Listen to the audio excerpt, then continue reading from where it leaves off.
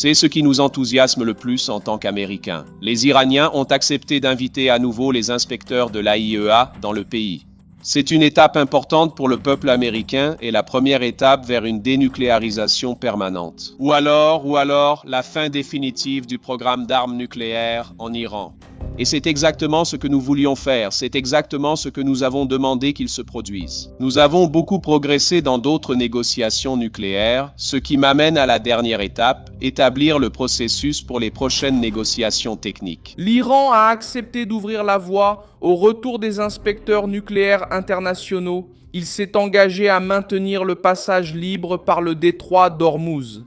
Et le gouvernement Trump a répondu avec une licence temporaire de 60 jours pour autoriser la production, la livraison et la vente de pétrole iranien. Après des négociations en cours en Suisse, où J.D. Vance a pris la tête de la table et est sorti en parlant de progrès réels. L'accord n'est pas encore le traité final, mais il a déjà bouleversé le marché. Le pétrole est tombé en dessous de 74 $ le baril et une véritable fenêtre s'est ouverte pour réduire la pression au Moyen-Orient.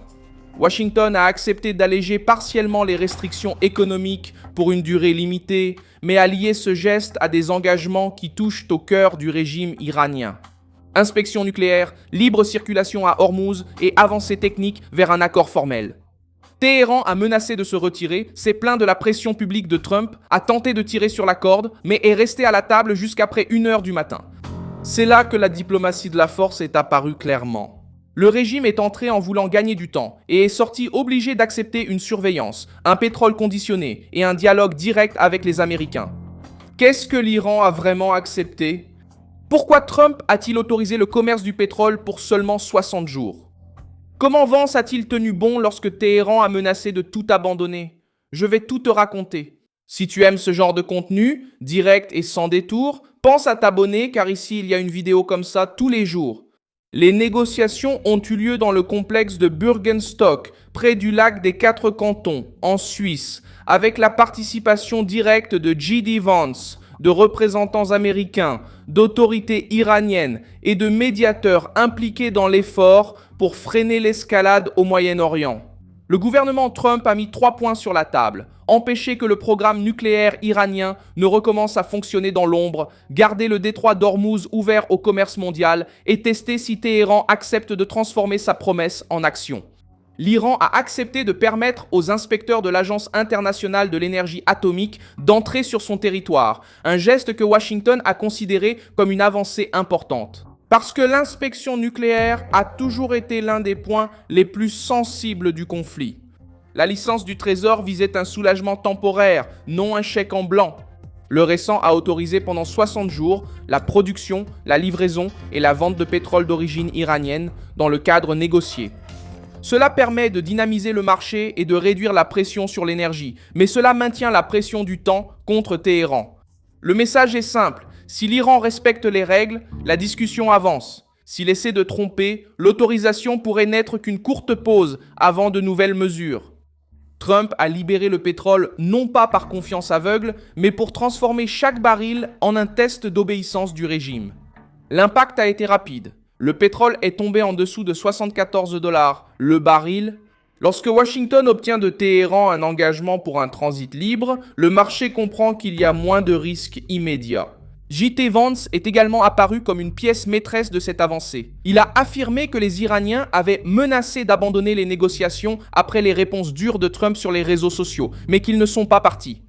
Selon Vance, il y a eu des plaintes, il y a eu de la pression, mais l'équipe technique iranienne a continué à travailler à Bürgenstock avec les Américains. Cette partie montre comment les négociations ont fonctionné. Téhéran a essayé d'utiliser la menace de départ comme un instrument de pression, mais la Maison-Blanche n'a pas reculé sur le ton. Jared Kushner est intervenu dans la conception économique du paquet avec une proposition qui pèse également sur l'échiquier interne américain. Une partie des ressources iraniennes débloquées pourra être utilisée pour acheter des produits agricoles aux États-Unis. La mesure aide les producteurs américains, répond à un besoin humanitaire en Iran et réduit encore le risque que l'argent tombe sans contrôle dans la machine du régime. C'est un coup pratique. L'Iran reçoit de la nourriture, l'agriculteur américain vend et Washington garde un œil sur la trajectoire des fonds. Pour Donald Trump, cela transforme la concession en un outil de contrôle. Le front régional a également reçu un signal important. L'accord a ouvert la voie à une cellule de contrôle, une coordination axée sur le Liban, où Israël et le Hezbollah entretenaient une série de tensions. La pause sans échange de tirs dimanche, enregistrée comme la première depuis le 2 mars, a été considérée comme le premier test de l'accord. La pression sur le régime iranien augmente justement parce que l'inspection nucléaire n'est pas un détail. Permettre le retour des inspecteurs signifie accepter des regards extérieurs sur des installations que Téhéran a toujours tenté de protéger au nom de la souveraineté. Le gouvernement Trump a considéré cela comme une victoire parce que cela sort l'Iran de la zone de confort du secret. Lorsqu'une dictature accepte une inspection après des semaines de menaces et de blocages, elle admet que la pression a fonctionné. C'est cela qui donne de la force politique à l'annonce de Bézant et au discours de Vance.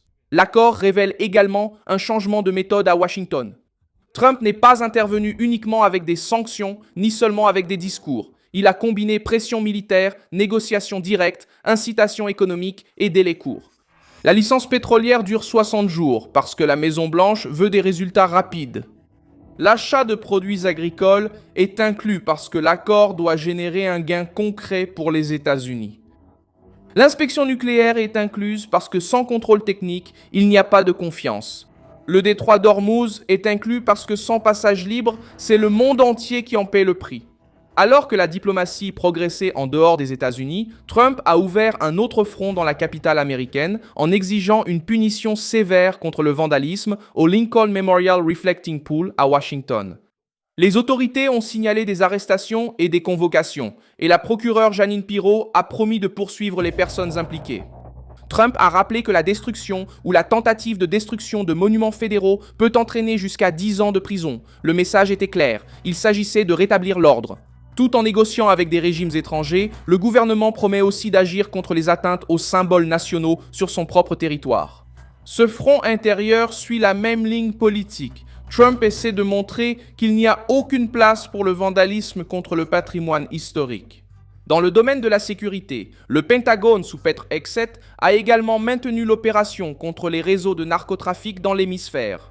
Le commandement sud des États-Unis a annoncé une nouvelle attaque contre un navire lié à des organisations désignées comme terroristes avec 2 morts et des survivants secourus. La Maison-Blanche présente cette campagne comme une lutte directe contre les narcoterroristes qui utilisent les routes maritimes pour approvisionner le crime.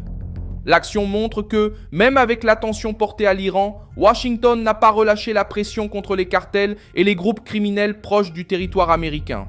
Au Moyen-Orient, il fait pression sur l'Iran pour qu'il accepte les inspecteurs, la libre circulation dans le détroit d'Ormuz et une négociation formelle. Sur le marché, il autorise temporairement le pétrole iranien et observe la baisse du prix du baril. Dans l'agriculture, il utilise des actifs débloqués pour encourager l'achat de produits américains. À Washington, il exige une punition sévère contre le vandalisme des monuments. Dans l'hémisphère, il poursuit une action militaire contre les narcoterroristes.